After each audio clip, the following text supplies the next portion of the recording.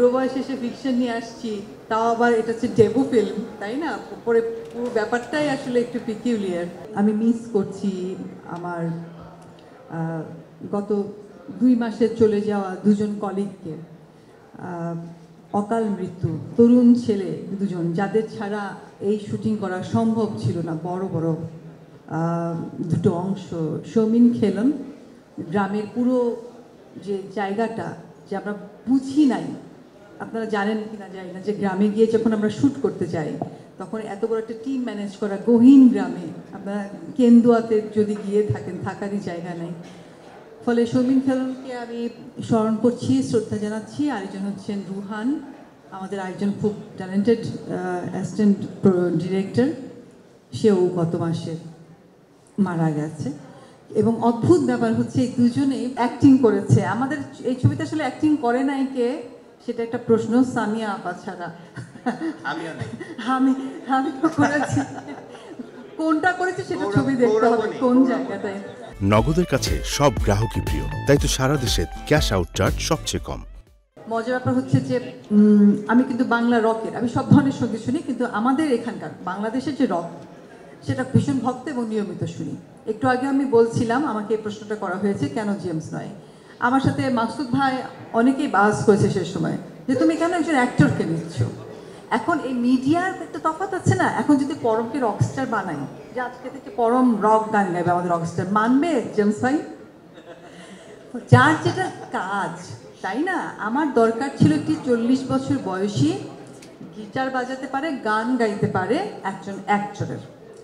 ফলে আমাদের বাংলাদেশ থেকে শুরু করে অনেক খোঁজাখুঁজি, অনেক চেষ্টার পর আমরা শেষ মুহূর্তে, মানে থাকে না যে বাংলাদেশে তো আমরা থাকবার, এবার চেষ্টা ছিল অনুদানের, পরম হচ্ছে এই জায়গাটা ডিমান্ড করেছে। কারণ পরম আমার তো ফ্লুয়েন্টলি গিটার বাজাতে পারে, যে অ্যাক্টর এটা পারে, নিজে গান গায়। পরমের গান আমার তার আগেই শোনা, মানে ও নিজের গাওয়া যে গানগুলো, সেটা মিলে। এবং ওই যে আগ্রহটা তো থাকতে হয়, এটা তো একটা মিরাকলের ব্যাপার না, যে আসলে কে হবে।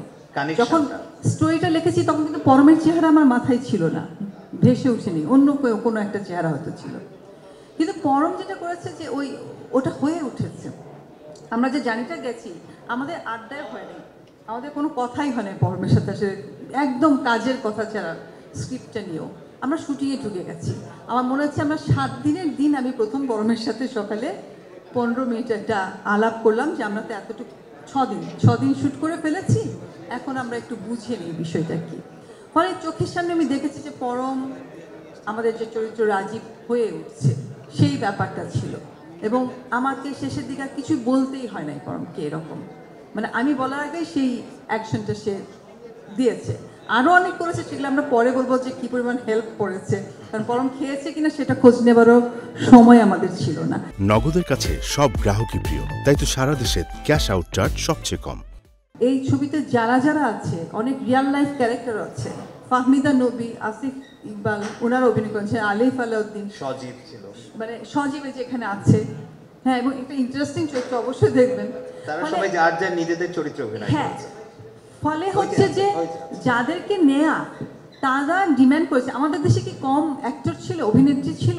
নিশ্চয়ই না। কেন দোয়েলের জায়গায় দোয়েল, ইমির জায়গায়, এবং দোয়েলের নামটা কিন্তু ছবিতে দোয়েলই রাখা হয়েছে। কারণ হচ্ছে যে দোয়েলের মধ্যে যে জায়গাটা ছিল, যে ক্যারেক্টারটা, সেটা পার্ট অফ মানে আমার চরিত্র। যে টেলিভিশনে আমি তো দীর্ঘদিন কাজ করি, ফলে সেই জায়গা থেকে ওর যে ভেতরে স্ট্রাগল, ব্যক্তি জীবনের স্ট্রাগলটা খুব জরুরি। একটু টুকরো থাকতে হয়, একটা টুকরো থাকতে হয়। ওর তখন সেই সময়টা ছিল ক্যাচি যদি বলেন, হ্যাঁ চোখটা আমার খুব জরুরি ছিল এই অ্যাক্টিংয়ের জন্য। সব কিছু মিলে আমি তাকে সিলেক্ট করি যে ওইটা যেন তার মধ্যে আসে। যে একজন প্রডিউসারকে তো আপনারা এখানে সবাই আছে, এটা আমি একটু বলতেও চাই, আমাদের মিডিয়ার, আমি মিডিয়ার সন্তান, সামিয়া পাও, তাই এই গল্পটা কিন্তু মিডিয়ার গল্প অনেকখানি। হ্যাঁ, তারপর আপনারা আমাকে মারবেন না ধরবেন সেটা পরের কথা, কিন্তু অ্যাটলিস্ট আমরা দেখতে পারবেন যে আমরা আমাদের গল্পটাই বলছি। ফলে সেই জায়গা থেকে দোয়েলকে আনা। আর ইমি হচ্ছে ইমের চরিত্রই করেছে। ইমির নাম আমরা ইমি রেখে দিলেও পারতাম। ইমিকে আমি বলেছি যে ইমি কোনো আসলে অভিনয় করে নাই। ছবিটা আপনারা যদি দেখেন বুঝবেন যে ইমি ওখানে কোনো অভিনয় করেনি, ও জাস্ট ওর রোলটাই, ও যেভাবে কথা বলে, যেভাবে চলে, সেই রোলটাতে ওখানে এসছে। ঠিক আছে, আমি হয়তো আরেকটা মেয়েকে নিতে পারতাম। ফলে প্রত্যেকের চেষ্টা ছিল তাকে তার মতো করে